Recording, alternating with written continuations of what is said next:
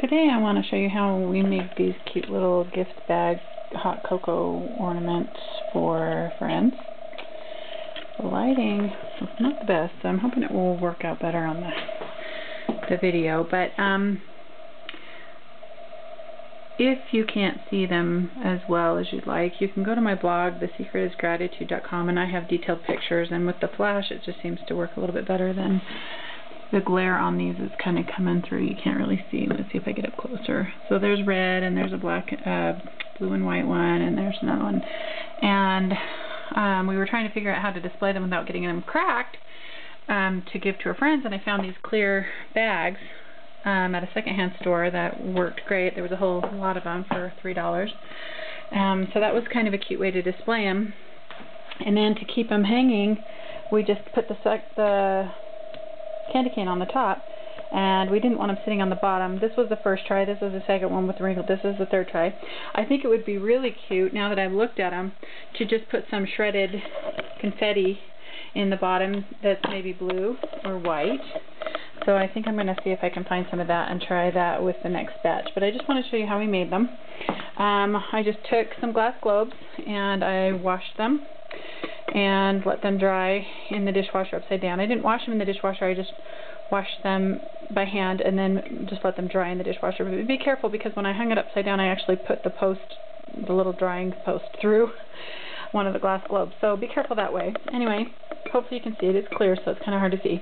And then I found a funnel that would work for that the size, and you just put it in there, and then we measured out this particular cocoa says 3 tablespoons, heaping tablespoons for a thing, and so we measured it out, and this was about the right size. So we just take one of these scoops full and pour it into let's see if I can do this by myself,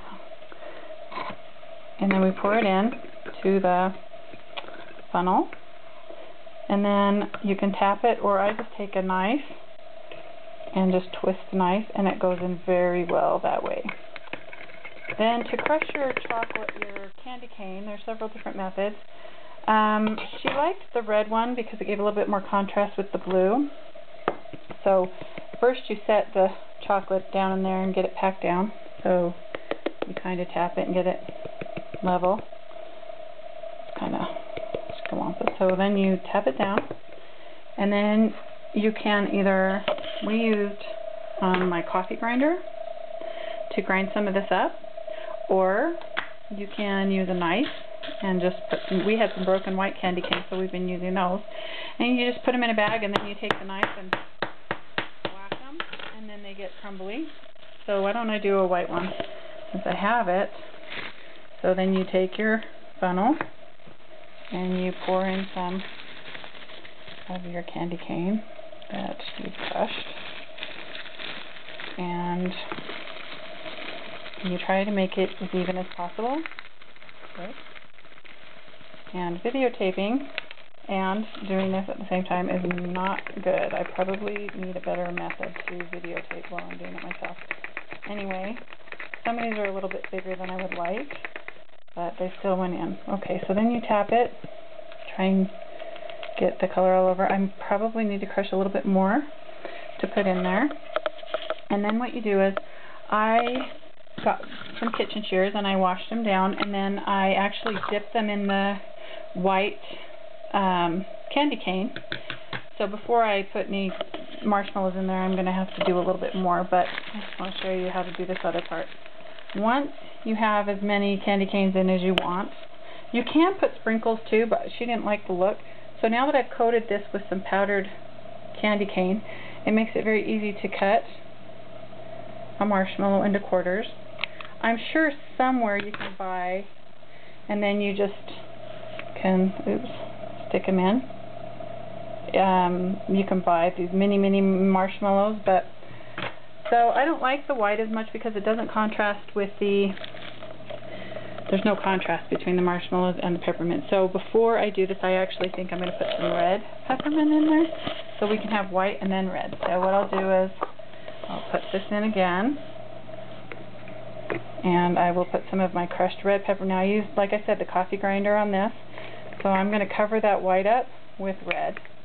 kind of looks pink. You can use blue, like I showed you on the other one. You can use blue. So then you tap it down, make it level, and then you can put some more marshmallows in, and that way it will be a little bit more of a contrast. So let me show you.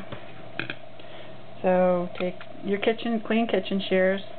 These need another coating of either sugar, powdered sugar would work, anything that will coat them, and then you drop them in. When they're coated, they actually cut a little bit easier, and then you fill that up, and then what you do is you take the top from your glass globe and you put it in.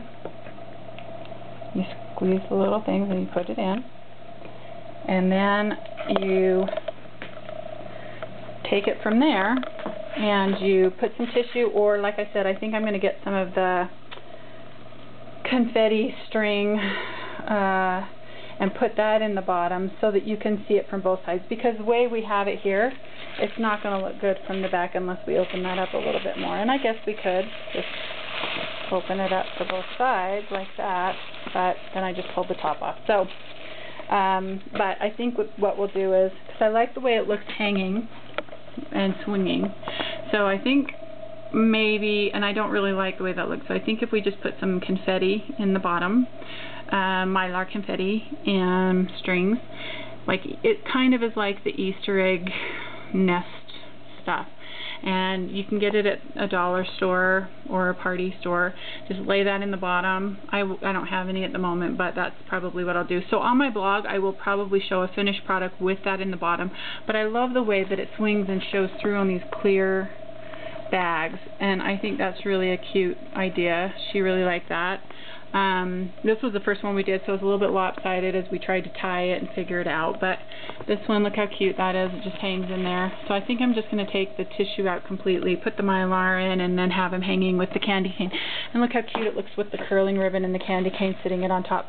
And the reason we do that is because when you tie it, let me take the candy cane down and show you.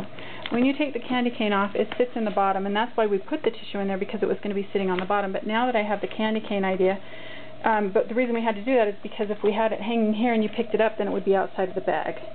So I had to do it that way so that it would hang. But I think that's really cute with the candy cane and the way it hangs and swings. So anyway, if you have any questions, check out my blog, The Secret is Gratitude, so that you can get more detailed pictures. And I will put one with the kind of the nesting stuff in the bottom and see how that looks better, and put a picture on my blog. Hope you enjoy the holidays. Thanks for watching.